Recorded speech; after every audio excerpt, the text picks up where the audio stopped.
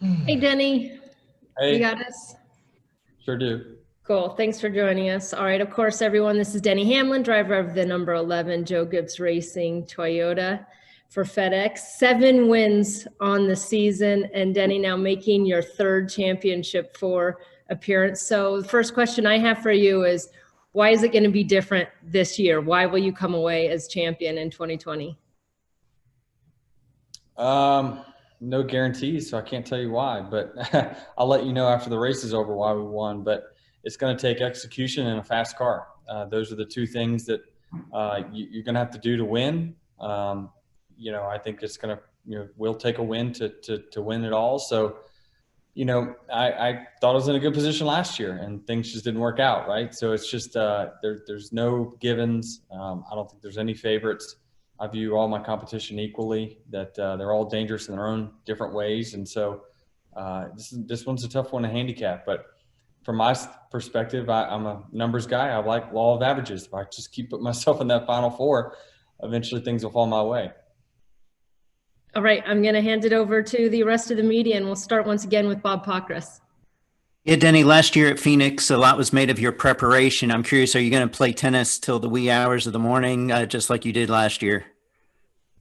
If I had a tennis court, I would. But yeah, that's the thing, right? I mean, I'm different when it comes to that. I look for distractions versus people trying to avoid them. I tried to avoid them in 2010. It was the worst mistake I ever made, was just not enjoying the weekend. It was my birthday weekend. Why would I celebrate that anyway? And just, it's my personality. I make sure that I spend the dedicated amount of time I need to do to prepare. And then beyond that, I do my normal everyday routine, which is just live life. I was at a friend's daughter's birthday party, a couple days ago, and, I'll go golfing tomorrow for the next couple days. And I'm just, I'm happy with the result because I know that I'm going to be prepared when I get in the car on Sunday to do the best job possible. And looking at this year through a competition lens, do you look at it and say, man, it was a wild year in the sense you missed races because of COVID, a lot of races without qualifying and stuff? Or has everything become so normal you look at it and say, man, this was the year where like Harvick didn't make the finals, even though he won 9 races? Yeah, I mean, I think of it more from just the general change of the sport this year, and how nimble NASCAR was to be able to get us back racing. Be one of the first major sports back after the pandemic hit. Their willingness to be open to changes, not necessarily saying, well, this is the way we've done it for a long time. We have to have this to compete. They were willing to make changes. And for me, that was a game changer from my perspective. And certainly there's some things that are going to linger on for years to come because of what we've learned through this whole process. So, yeah, it's been a different year. There's no doubt about it. This week in general is different. I mean, I used to, hate media days. It was so long and drug out and just such a pain from a driver's perspective. But, as you get older, you start to understand and appreciate that, these are the moments that you really got to let sink in, because this means you had a successful year. It's not whether you win this weekend or not. Your year is based off of, the championship is not necessarily a indicative measuring stick of your whole year. If you get to the final four, that is a measuring stick that you've had a successful year. So this is going to be a great weekend that we're going to live with the result no matter what it is. And, I just want to enjoy it and have fun with it. And, it's different, but we've adapted all year. It's not, that won't hurt us to adapt for one more week. Thank you, Bob. Next up, Jenna Fryer. Hey, Denny, you said as soon as you got out of the car the other day that you felt bad for Harvick. I'm wondering, now that you've reflected on it, do you wish you were racing him Sunday after the back and forth season you two have had, or are you glad to have him out of the way? Well, I still think I'm going to have to race him. I mean, until someone proves otherwise, that they're going to win the race but not be part of the final four, I'm going to assume you're still going to have to beat all 38 guys to win, and Harvick is one of them. I continue to have conversations with Kevin this week, just talking about the season and kind of, it's unfortunate that we weren't able to go head to head and things like that, even though we will. It's just different, right? I mean, we always, most of the year, we kind of looked at it's head to head, me and him, right? I think obviously he in my mind, he was deserving of racing for a championship, but didn't earn it because of the system, right? He had a couple mediocre finishes, not races, but just finishes, and it didn't allow him to move on, even though he's put together just an unbelievable season. So, we've had those conversations, and certainly I'm not going to view if we win it any different, any different whether he was in or out, I guess you could say. I feel proud that we made it, and this is a great accomplishment for our team, and we're obviously very worthy of the championship if we did get it done. Were those conversations with Kevin, were those by text or phone, and how is he handling this? Well, I'm sure he's frustrated. I mean, who wouldn't be? I mean, I talked to Rodney, I talked to Kevin, and yeah, I mean, I understand their pain. I mean, it easily could have been the other way around, right? And they're sitting there and they're, talking to us about, man, it sucks. You guys deserve it, but you're not there, right? So it could have went either way. But luckily, we were on the good end of it. But certainly, I understand. I can understand the pain they probably feel. But I don't think that anyone. It would be hard for me to say, and you probably should ask them, but would they take a 3-win season and making it to the Final Four, not winning a championship, over 9 wins and not making the Final Four? I wouldn't. I would take the 9 wins, move on. It's been a great season. Thank you, Denny. Yeah. Thank you, Jenna. Next, our question from Claire B. Lang. Thank you. Denny, Dale Earnhardt Jr. said that the mental part is the main part he sees because you guys are so evenly matched that some team will self-destruct or crumble. I know you can identify with that on any team as you compete for the highest level of the championship of the NASCAR Cup Series. But as the quarterback of your team, how do you talked about golf and, being loose and staying away from it. How do you help or do anything to prevent that mental crumble, that mistake, that overthinking kind of issue? I would say from my perspective, it's just focusing on what I can control and not anything else. It's not up to me to make the strategy call. It's not up to me to, prepare the race car, put the setup in it. It's up to me to drive it to the best of my abilities. It's up to me to prepare for the weekend like I've been preparing all year long. So all I can do is control, what I can control, and I'll live with the result no matter what that is. So, yeah, I mean, that's where things can get sideways is when you start second guessing yourself. And I certainly think that, I feel from my perspective, I won't second guess any moves that I make. And last year I had no regrets.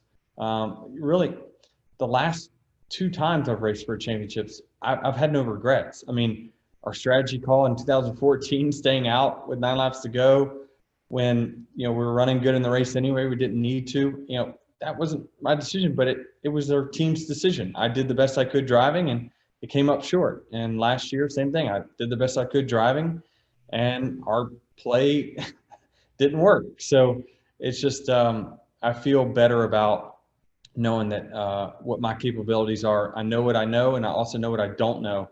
And so what I don't know is that it's not up to me to try to do other people's jobs and prevent them from making mistakes. Let everyone do what they need to do. And it seems like you have a healthy attitude where you're talking about, hey, getting to the Final Four is the key thing. Whatever happens, then happens. You've been saying that all along. But it doesn't seem like you're just saying that. It does not seem like you're just saying that. In believing that, do you think you take the stress away because you're not putting too much stress on yourself? But I don't think you're faking it. I think you're doing that because you honestly believe it. I do believe it. I believe that, and the reason I believe it this year is because I believed it last year and I knew how I took last year. Like I moved on, like literally days after, like I was over it. Like, we didn't win. That sucks. We still had an awesome year. I mean, this is, I don't, it can't be overlooked that like this is 2 years in a row we've won the Daytona 500 and made it to the Final Four. So it's just that I'm happy with where we're at. We won one more race than we won last year at least. We win this weekend, we tie my career high. We're in a good place. We're not going anywhere anytime soon, and we're gonna just listen. One quote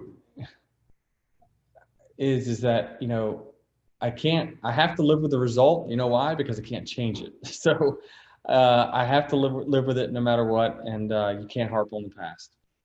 Thanks for sharing some of your time. Okay, appreciate it. Mm-hmm. All right, thank you, Claire. Next up, Lane Casadante. Hey, Danny. Greetings from Richmond, hometown. Happy birthday in a couple of weeks, and you know the reason why I know it specifically.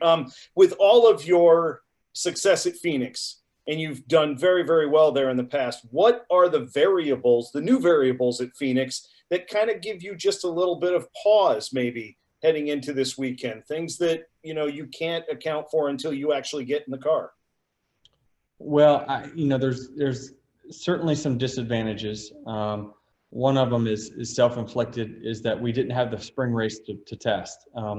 Where I think we're really good as a race team is adapting from one race early in the year to adapting and making adjustments and being better at that race in the second time around. I got in a wreck so early in the spring that I tore up the car, and we didn't get any good data to base the setup off of. So we're gonna have to go from scratch there, where my competitors ran pretty much all the race and got some good information. But I mean, hey, that's what computers are for, right? I mean, I give my best shot, my best guess of what we need to work on, and let the guys at JGR figure out what they need to put under me. But that's one disadvantage. The other is that we can't lean on last year's success. And last year, the aerodynamic package was completely different on the car, so you can't take any past results and apply them to this weekend whatsoever. In my mind, I think it's just it would be naive to do that. When you win on Sunday, there are a boatload of people still up here that follow your every move, and that were there when this all kicked off so many years ago. I know you want to be superstitious, but I mean, plans to bring the trophy up here and celebrate with a lot of those people if and when you are fortunate enough to finally bring it home? Certainly. I'm one of those, Stanley Cup guys where I don't like to touch the trophy before you actually win it. So I've never actually touched a NASCAR Cup Series championship trophy. So I want to be able to touch it. Good luck. Congratulations on a great season, and good luck Sunday. All right. Thank you. I drank out of the Stanley Cup one time, but I figured I wasn't really jinxing any opportunity that I might have in the future. So, all right, next up, Dustin Long. Thank you. Denny, I'm just curious with the finale moving to a short track or shorter track and the potential for contact, closer competition in one sense. What is a driver's discussion with the devil about what they'll do and at the end of the race, and what's at stake? Yeah, I mean, I think I answered this question earlier, and I think that everyone's got their own etiquette that they play by and their own internal rules in which they play by. I think I'm probably a little more of a purist than what some of the younger guys that come into the sport now are. I mean, you see, truck races and Xfinity races, and guys just kind of running all over each other. That might just be the way new racing is now. I don't know, but it's just not the way that I saw it, back in the day. And so I modeled myself after, guys that, really kind of took care of their equipment and appreciated the purest side of things. You work a guy over, the art of working over a pass, like, is such a beautiful thing if you can get it done. And so, nowadays it's just like you just get frustrated after 2 laps, you just knock the guy out of the way and move on. And you don't even have to say sorry later. It just becomes, expected. So Certainly, I think within this Final Four, everyone will have their own feelings about what they think is allowed and what not. But we've seen people within this group also make aggressive moves, and everyone else is there watching. So it's like, well, you can't be mad if it comes back around to you, because you've done it in the past. So you kind of give that open invitation when you see that. But again, I won't race any particular person differently based off of any ethics that they have or lack of. I'm just going to race the purest race I can run, and hopefully it's enough to win. Also, with this week having the opportunity to have guests, I'm assuming you have your daughters with you this weekend, and if so, what will that be like to have them there at the track for probably the first time in most throughout the year? And also, will Jordan be in Phoenix this weekend? I just talked to him, and I don't think he has plans to come out here. I don't know. I mean, he's got his own airplane. He can do whatever he wants to do. But kids, the plans to have my kids out, that's going to be fantastic. If anything, just to spend time with them. And one of the great things about our schedule has been this year is that we've been able to fly in, fly out. So we've had more time at home to spend with family. So certainly. I've got some key people that family and friends that are going to be here, and it stinks that you're kind of held to a certain limited number, but I kind of understand how it all works, and certainly I'm just appreciative to be able to at least bring some family. Thank you. Yep, thanks. Thank you, Dustin. Next up, Mr. Gluck. Denny, it seems like a lot of the end of your stage wins this year, you'll do something like either let a guy stay on the lead lap, maybe let somebody back on the lead lap. So I assume you're doing that for a reason, to stack up those favors. Is this now when you cash those in? Are you expecting to get more room on Sunday? I believe there's checks and balances. I believe that there's, as what me and my friends call, a friendship bank. You have deposits and withdrawals. We talked about this last year. I mean, I've cut a lot of competitors' brakes, especially at the end of stages, letting guys stay on the lead lap and things like that. And yeah, sure, you hope it comes back around, but there are no promises of that. I mean, drivers have really, really short memories, depending on whether it's good or bad for them. But I believe I'm in a very good position with my competitors that I've cut brakes too, but not everyone will see it that way. I mean, and that's okay. I mean, I'm going to go out there and try to earn it any way that I can, the easy way, the hard way. But certainly I believe that when it comes down to the final race, and I've seen it in the past, that if you're typically a guy that carries favors with people, I noticed in the final race, they cut your brakes. So I try to put as many deposits as I can throughout the year when it really doesn't cost me much, but it would be a benefit for them to hopefully get that in return. But if I don't, I definitely don't hold any grudges whatsoever. Thank you. Thank you, Jeff. All right, next up, Kelly Crandall. Thank you. Hi, Danny. I have two quick ones. The first, Chris had said earlier this week that this is kind of a good place for you guys to be in the sense of you had to go out and win this clutch race at Phoenix last year just to get to Homestead. So do you agree that this is kind of a favorable position? It can kind of be a rallying cry for this team going this weekend, that you guys have done this before at this track? Yeah, we have. And listen, last year was way unexpected. I expected to go there and run good, but not, I mean, the race goes green. We had a realistic chance to lap the entire field, and we were just so fast, and the car was unbelievable that I couldn't believe what I was driving.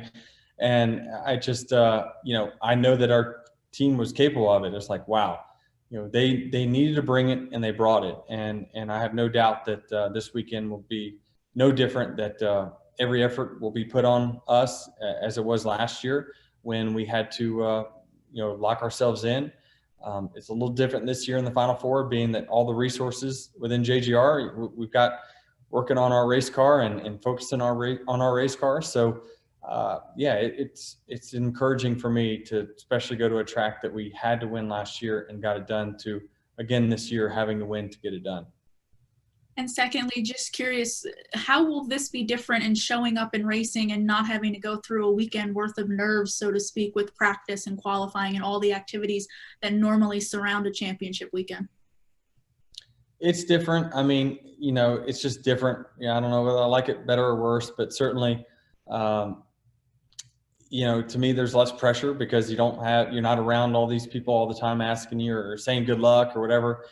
Just hanging out with friends and family and whatnot and enjoying the weekend, enjoying the weather. And just for me, just going to relax and have a great weekend. We're going to have a great weekend no matter what. And so I think that it certainly is different, being able to just kind of show up and race. Now things are a little different because you got a few more media hits before the race starts, where typically on race day this year, it's been just show up and get in the car and go. But it will still have that, weird feeling of is this really the big moment or not? All right, thanks, Kelly. Next question from Alex Andrzejewicz. Hey, Denny.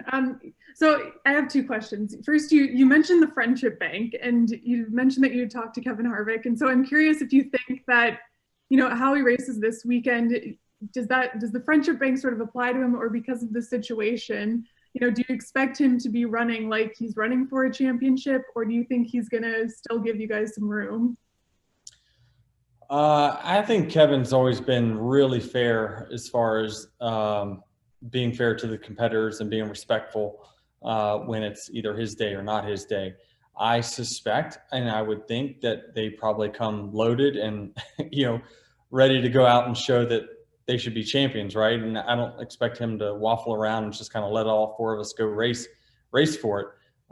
My guess, if I had to predict, it would be that those guys are going to feel vindictive and want to go out there and beat up on everybody. So I don't expect any favors, from anyone, like I said, but certainly I think if I had to guess from their perspective, it's going to be, let's show this group that we're really worthy.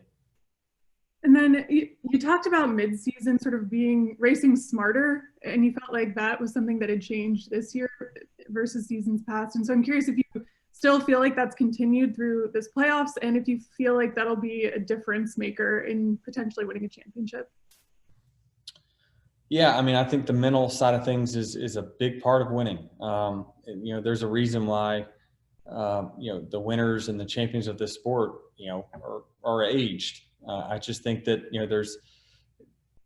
with everything so close, whether it be the equipment, the cars, the pit crews, everyone is so close that as a driver, you have to find an edge anywhere you can. And if it's on the mental side, that's the biggest gap that you can make up is going out there and getting a mental advantage or being smarter than your competition.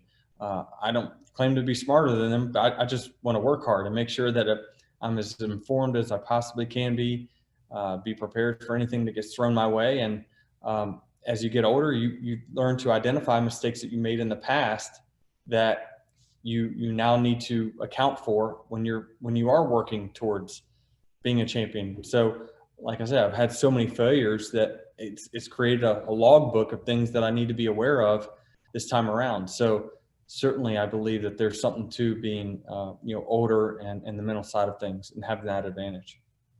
Thank you so much. Mm-hmm. Thank you, Alex. Next up, John Newby. Thank you. So heading into the weekend, everyone's talking about Chase maybe getting his first trophy, talking about Brad and Joey getting their second. The only time they're really talking about you is to talk about how your team has struggled a bit during the playoffs. Does this give you an underdog mentality, and do you think you can sneak up on some people now? Not really. I don't think that our competition underestimates us at all. I think our results haven't been very good over the last 10 weeks, but I think our performance has been good. So they're not mutually exclusive. So I think that when you have so many elements that goes into your finishing position, you have to have all of them aligned for it all to come together to equal one. But I think our on-track performance has been, I think through the playoffs, we've led as many laps as we've if you average it all out, we've led as many laps and won as many races. Well, maybe not won as many races, but been in contention to win just as many as we have all year. So I don't think anyone I think it's unlikely anyone considers us an underdog, especially our competition. Okay, thank you. Mm-hmm.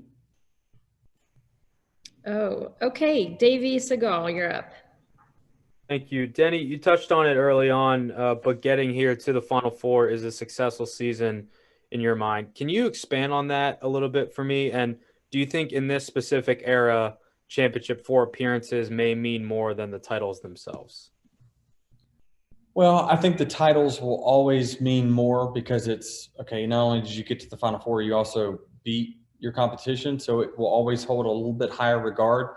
But certainly I believe that there's validity in saying that a Championship 4 appearance is a successful season. I know that it's our goal for our 11 car. When we put on the chalkboard of what we need to get done this year, it's always make it to the Final Four. It's never win a championship. It used to be win a championship because you had to put all those other pieces of the puzzle together to win a championship because it was a 35, 36 week body of work. When you get to the Final Four, it means, okay, you're in the top 16, you've made it through the rounds, and you put yourself, it's more of to me, an idea of your season and how it's gone. When I look at the Final Four, every one of these guys are worthy. I don't think anyone, faked their way through these playoffs when it comes to the competition that we're going to be up against. It's a very worthy four. And, but certainly I think that our goal is always to make the Final Four. It's never to actually win the championship. That's just a very hard goal considering it's just one race and there's so many X factors that you can be perfect. Usually when you're perfect, you determine your own outcome. But in racing, you can be perfect and there'll be a crash in front of you and you're done. It wasn't your fault. Your team did everything perfectly, but it's so you have to kind of gauge. You can't just put all your eggs in a last race championship basket of whether your season was a success or not. Got it. Thank you, Denny. Thank you very much. Mm-hmm. All right, thank you. Stephen Toronto next. Denny, there's a very legitimate argument to be made that you're the greatest active driver without a championship. And whenever we talk about greatest driver to never win a championship, we usually talk about Mark Martin. Do you think it's unfair for that to be out there or for you to be compared to Mark Martin in that sense? Or considering the career that you've had to date, is it almost a compliment to be compared to a Hall of Famer like Mark? I've said for a year now that I never would consider any comparison to Mark Martin an insult. I'll take those comparisons all day because the guy's a badass race car driver that nobody wanted to face week in, week out. Nobody, not Dale Earnhardt, no one wanted to face Mark Martin. So, I think that, it's championships. I get it. It's very, very important. It's where I'm at the sport's highest level. Most people gauge your success level or how good you are off of championships.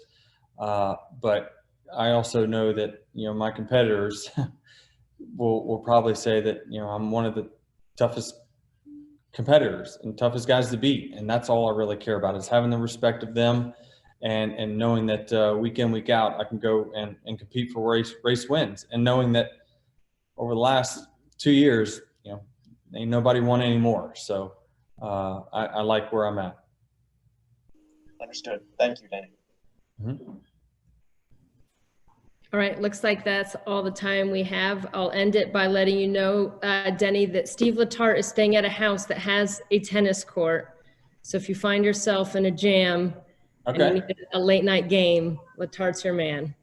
I like it. I like the UC money. Nice. All right. Thank you so much for your time, Denny. Best of luck on Sunday. All right. See y'all. Thank you.